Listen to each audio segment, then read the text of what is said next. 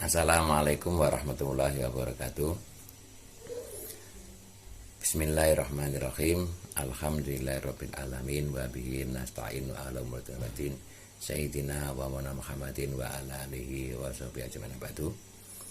Para mahasiswa yang berbahagia, pada kesempatan hari ini kita bisa bertatap muka dalam rangka untuk thalabul ilmi bersama-sama. Marilah sebelum acara dimulai kita berkah dengan Ummul Quran Al-Fatihah. A'udzubillahi minasyaitonir rajim. Bismillahirrahmanirrahim. Ar-Rahmanir-Rahim. Iyyaka na'budu wa iyyaka nasta'in. Ihdinas siratal mustaqim. Siratal ladzina an'amta 'alaihim ghairil maghdubi 'alaihim waladdallin. Terima kasih. Untuk materi pada hari ini adalah konsep dasar strategi pembelajaran, yang mana nanti kita dalam kerangka kerja pengajaran maka akan kita gambarkan seperti pada gambar berikut ini, yang mana di situ diketahui bahwa yang paling besar dalam hari ini konsep makronya adalah model pembelajaran, nanti di subnya di dalam adalah strategi pembelajaran, nanti lebih sub lagi adalah metode pembelajaran, nanti yang paling teknis adalah keterampilan pembelajaran. Jadi kalau memandang ini, maka di kerangka kerja pengajaran itu jelas, maka ini memudahkan kita untuk mungkin memahami dan nanti mengaplikasikan dalam proses pembelajaran.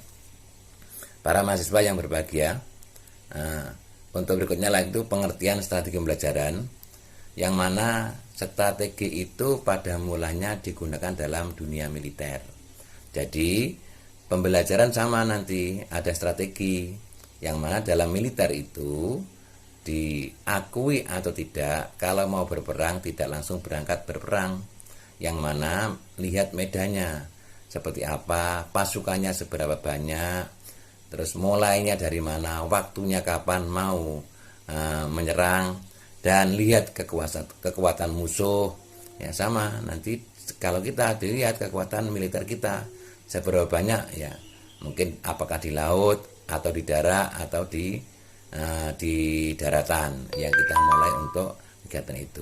Tapi dalam pembelajaran nanti juga mirip-mirip dengan itu, juga sama dengan digunakan oleh para pelatih dalam sepak bola, yang mana strategi digunakan ya mainnya apakah digunakan 3-3-5 strateginya, atau mungkin 3-2-6, ya. Nanti tergantung pada pelatihnya, apakah nanti itu bola-bola pendek atau bola panjang, dilihat daripada musuhnya. Yang penting satu tujuan, yaitu memasukkan bola ke gawang lawan, itu yang paling utama. Maka strateginya banyak yang digunakan. Oleh karena itu para pelatih biasanya itu harus menguasai medan, menguasai lawan, yang mana bagaimana pertandingan bisa dimenangkan. Sedangkan untuk strategi pembelajaran, yaitu ada beberapa ahli yang mengatakan, yang pertama dari Kemp, suatu kegiatan pembelajaran yang harus dikerjakan guru dan peserta didik agar tujuan pembelajaran dapat dicapai secara efektif dan efisien. Jadi tekanannya adalah tetap guru dan siswa, peserta didik, tapi dengan syarat yaitu efektif dan efisien, ya. Yang kedua menurut David, yaitu plan, method, and series of activities design to activities partnership education goal, yaitu yang diutamakan adalah perencanaan yang berisi tentang rangkaian kegiatan yang didesain untuk mencapai tujuan tertentu. Tetap tujuannya satu, yaitu keberhasilan siswa, ya tujuannya mana. Menurut Dick and Carey, yaitu suatu set materi dan prosedur pembelajaran yang digunakan secara bersama-sama untuk menimbulkan hasil belajar pada siswa. Tetap adalah tolak ukurnya, sentralnya, episentrumnya adalah siswa. Jadi kalau kita mengajar, janganlah anak-anak dibawa kepada alam kita, yaitu untuk siswa. Untuk apa siswa? Untuk hidup di kemudian hari. Tahun berapa dia hidup? Tinggal sekarang di tingkat apa? Kalau di tingkat MI atau SD, nanti kurang lebih ya sekitar dia hidup itu 25 tahun lagi, di tahun 35 tahun lagi. Kalau mungkin anak SMA atau aliyah atau SMK, maka nanti dia akan hidup kurang lebih 10-15 tahun lagi. Zaman seperti apa harus kita prediksi mulai sekarang. Jangan sampai anak-anak pembelajaran itu dibawa ke waktu zaman kita waktu belajar dulu. Jadi strategi pembelajaran adalah ilmu atau kiat atau cara memanfaatkan sumber belajar yang dimiliki dan atau yang dapat dikerahkan untuk mencapai tujuan pembelajaran yang telah ditetapkan. Nanti jelas ada ya. Sedangkan yang berikutnya lagi yaitu prinsip strategi pembelajaran. Sama nanti ada prinsip umum yang am, ada yang prinsip khusus yang khas ya. Yang pertama yang kita bahas adalah prinsip yang umum, yaitu tetap berorientasi pada tujuan. Satu, tujuannya anak mungkin kalau dalam fikih bab sholat bisa sholat dengan benar dan baik ya. Yang kedua aktivitas ya, ditingkatkan aktivitas antara guru dan siswa. Ya. Bagaimana menciptakan aktivitas pembelajaran itu how to learn, menciptakan anak mau belajar ya. Jangan sampai nanti konsep yang lama how to teach, bagaimana kita mengajar. Jadi bagaimana menciptakan anak mau belajar itu karena epicentrumnya siswa. Ya. Yang berikutnya lagi adalah individualitas. Jadi kita dalam prinsip umum mengajar yaitu individu sasarannya. Walaupun kita dalam klasikal, tapi tetap sasarannya individu. Contoh, kita kalau ngajar ya, satu kelas itu ada 40 mahasiswa calon guru. Ya. Maka nanti yang dituntut nggak harus sama semuanya, itu paling tidak menguasai prinsip-prinsip dasar masalah pengembangannya, strateginya, gayanya, tekniknya nanti di lapangan adalah berbeda-beda. Oleh karena itu maka sasarannya adalah satu guru bisa menguasai prinsip strategi pembelajaran itu sehingga waktu mengajar dia bisa menghasilkan outputnya ya. Jadi nanti ada input, ada proses, ada output, ada outcome, ada benefit ya. Itu tuh satu rangkaian ya. Jadi nanti kita lihat kalau kita mengajar yang jelas anak-anak nanti dalam individual bisa menguasai dan mempraktekkan ilmu yang didapat daripada gurunya. Jadi yang paling mudah contoh kalau anak-anak madrasah sanawiyah bisa diterima, anak-anak akhlaknya bagus dan bisa diterima pendidikan yang lebih tinggi yang baik yang diinginkan oleh siswa dan orang tua.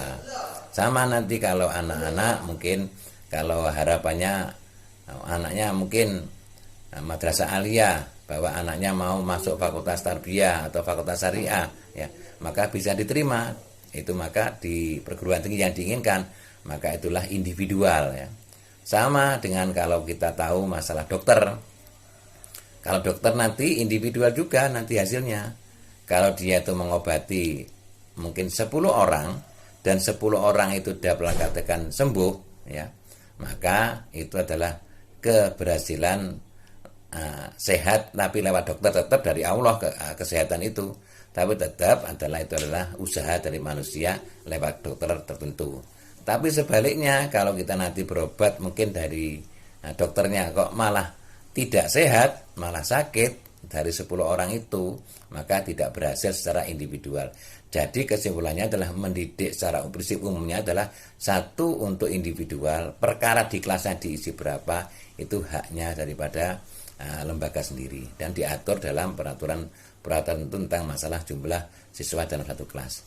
Yang keempat adalah integritas, yang jelas kita harus punya integritas yang tinggi dalam pembelajaran. Jadi kita profesi, calon profesi guru, namanya profesional itu nanti harus juga orang yang mau ya secara profesinya adalah bisa maju dan bekerja pada satu bidang pekerjaan yang fokus pada guru dan dia mau berusaha untuk berkembang dan maju. Itu namanya nanti kita integritasnya di situ.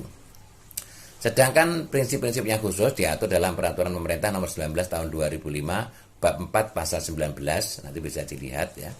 Jadi bahwa yang satu adalah interaktif ya. Jadi kita dengan siswa ya, dengan lingkungan ya, mungkin interaktif ya. Yang kedua adalah inspiratif. Jadi harus banyak inspiratif seorang ya dalam proses pembelajaran, jangan monoton ya. Yang ketiga adalah happiness ya, menyenangkan. Jadi jangan sampai kita masuk suatu pembelajaran di kelas atau di lab itu anak susah ya. Ini sangat disayangkan. Wah, kalau Pak Guru ini karena ngajar enak sudah. Kalau yang Bu Guru ini aduh susah ya. Jadi kalau ada, jangan terbalik, kalau ada bel gak masuk atau ganti pelajaran, gurunya masuk, anak merasa susah. Tapi kalau bel mau ganti pelajaran, mau pulang, anak senang. Itu namanya ya tidak enjoy di dalam suatu pembelajaran di kelas atau di tempat yang lain. Tapi sebaliknya, kalau seorang guru dirindukan oleh siswa ya, kalau gurunya mungkin ya kurang enak badan, sakit, jadi siswanya mendoakan, ya Allah mudah-mudahan Bapak Ibu guru cepat sembuh ya. Jangan sebaliknya, kalau gurunya sakit, alhamdulillah Pak Guru sakit sehingga gak ada pembelajaran. Itu ya sangat disayangkan. Yang keempat adalah menantang. Jadi tantangan kita bagaimana untuk pembelajaran bisa berhasil dan anak-anak giat belajar. Jadi tetap nanti kita skenario-nya dalam pembelajaran adalah seorang guru bagaimana menciptakan di kelas itu bisa dalam pembelajaran bisa menantang ya. Yang kelima, motivasi. Ini harus Pak. Jadi yang paling kuat motivasi itu entah nanti motivasi internal ditumbuhkan oleh guru maupun motivasi eksternal ya yang dari luar ya. Jadi ini motivasi ini perlu sekali sehingga jangan sampai anak karena bencana keadaan ekonomi, karena bencana keadaan lingkungan tidak bisa menerima akses pendidikan, bahkan tidak bisa melanjutkan pendidikan yang lebih tinggi. Itu amat disayangkan. Apalagi sekarang kalau lihat beasiswa itu banyak ya, di dalam maupun di luar negeri. Berikutnya lagi adalah klasifikasi atau pengelompokan strategi pembelajaran. Yang pertama adalah strategi langsung direct. Yang kedua adalah strategi tidak langsung yaitu indirect. Strategi interaktif yaitu dan strategi melalui pengalaman ya, dan strategi mandiri. Nanti ini untuk pengelompokan klasifikasi daripada strategi pembelajaran. Sedangkan yang pertama kita bahas strategi pembelajaran langsung, yaitu strategi pembelajaran merupakan strategi yang berpusat pada gurunya paling tinggi dan paling sering digunakan. Jadi ini termasuk di dalamnya metode ceramah, pertanyaan didaktik, terus pengajaran eksplisit, praktek, dan latihan serta demonstrasi. Strategi pembelajaran langsung efektif digunakan untuk memperluas informasi atau mengembangkan keterampilan langkah demi langkah. Ini memang yang dulu yang banyak adalah strategi ceramah. Tapi sekarang sudah mulai beralih dengan adanya ICT, teknologi informasi. Anak-anak kalau masalah informasi tinggal nombol di gadgetnya masing-masing, apa yang dibutuhkan akan keluar dan bisa. Di peran guru dalam metode ceramah ini akan sudah mulai bergeser ke masalah how to learn, siswa mau mencari sendiri di dalam media-media yang ada elektronik yang berkembang saat ini. Berikutnya lagi lah strategi pembelajaran tidak langsung, yaitu pembelajaran memperlihatkan bentuk keterlibatan tinggi siswa dalam melakukan observasi, penyelidikan, penggambaran,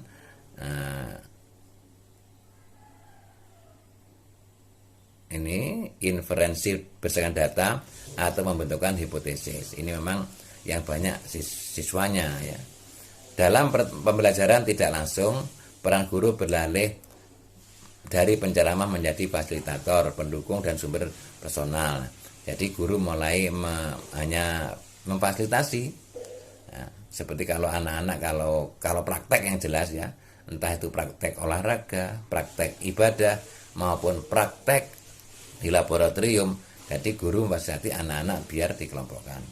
Ini sudah mulai mandiri ya. Ya memang tingkatan beda-beda. Kalau di tingkat dasar, tingkat menengah ya, itu beda-beda caranya anak untuk menggiring biar ke mandiri ya. Guru merancang lingkungan belajar, memberikan kesempatan siswa untuk terlibat, dan jika memungkinkan memberikan umpan balik kepada siswa ketika mereka melakukan inquiry ya. Jadi nanti kalau ada siswa mungkin ada hal-hal yang bisa menemukan tertentu ya, silakan, nanti yang penting tujuan pembelajaran tercapai. Strategi pembelajaran tidak langsung mensyaratkan digunakannya bahan-bahan cetak, non cetak, dan sumber-sumber manusia. Yang jelas itu menggunakan bahan ya, dan alat juga.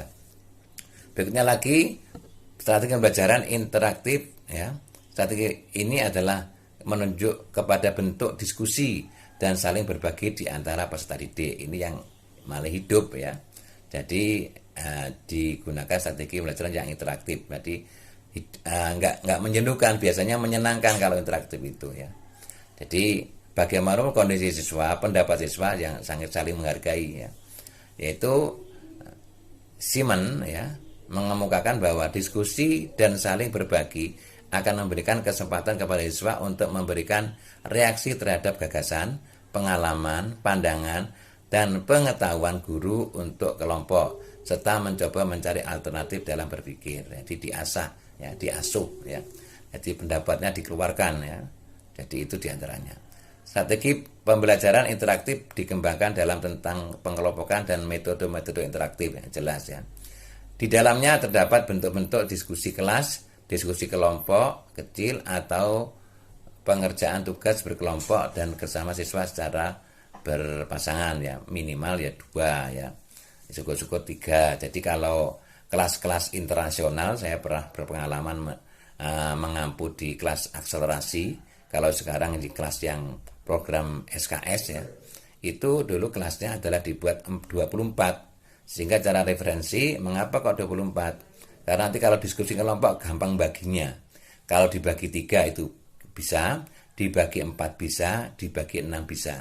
Jadi tujuan kelas jumlahnya 24 adalah untuk memudahkan nanti para siswa dan guru untuk membagi kelompoknya. Itu dasarnya kalau kelasnya dibuat 24 per kelas. Jadi itu ada tujuannya. Tidak hanya matok kok kelasnya 30, kok 32, kok 24. Jawabannya karena menerimanya siswa hanya 24, itu beda lagi. Tapi kalau jumlahnya ada banyak dibuat 24, memang saya lihat beberapa kelas-kelas internasional ya, itu menggunakan jumlah siswa yang 24. Itu pun kadang-kadang gurunya tidak 1, bisa 2 ya. Itu diantaranya. Yang berikutnya adalah strategi pembelajaran melalui pengalaman, yaitu strategi belajar melalui pengalaman menggunakan bentuk ini induktif ya, berpusat pada siswa dan berorientasi pada aktivitas yang jelas ya. Jadi siswa yang berperan aktif ya. Penekanan dalam strategi pembelajaran melalui pengalaman adalah pada proses pembelajaran dan bukan pada hasil belajar. Jadi prosesnya yang diutamakan ya. Guru dapat menggunakan strategi ini baik di dalam kelas maupun di luar kelas. Sebagai contoh, di dalam kelas dapat digunakan metode simulasi, sedangkan di luar kelas dapat dikembangkan metode observasi. Jadi untuk memperoleh gambaran pendapat umum. Strategi belajar mandiri, yaitu strategi belajar mandiri menunjuk kepada penggunaan metode pembelajaran yang tujuannya adalah mempercepat pembelajaran inisiatif individu siswa secara percaya diri dan perbaikan dini. Fokus strategis pembelajaran mandiri ini adalah merencanakan belajar mandiri siswa di bawah bimbingan atau supervisi guru. Tetap ya, jadi walaupun mandiri tetap di bawah panduan guru. Belajar mandiri menurut siswa untuk bertanggung jawab dalam merencanakan dan menentukan kecepatan belajar. Jadi biar siswa yang mengatur waktunya kapan dan sebagainya. Ya.